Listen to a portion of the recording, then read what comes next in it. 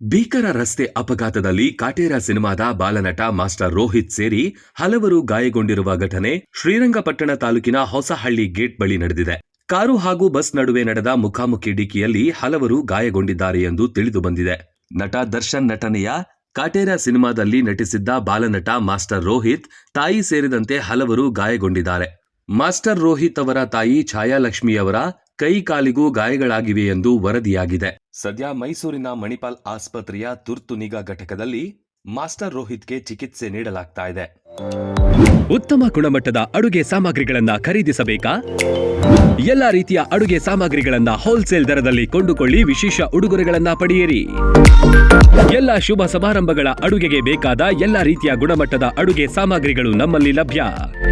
ಅಕ್ಕಿ, ಅಡುಗೆ ಎಣ್ಣೆ, ಬೇಳೆ, ಗೋಧಿ, ಡ್ರೈ ಫ್ರೂಟ್ಸ್, ಇನ್ನು ಹಲವು ರೀತಿಯ ದಿನಬಳಕೆ ವಸ್ತುಗಳು ಹೋಲ್ಸೇಲ್ ದರದಲ್ಲಿ ದೊರೆಯುತ್ತೆ. 1,000 ರೂಪಾಯಿ ವಸ್ತುಗಳನ್ನ ಖರೀದಿಸಿದ್ರೆ ಹೋಮ್ ಡೆಲಿವರಿ ಉಚಿತ.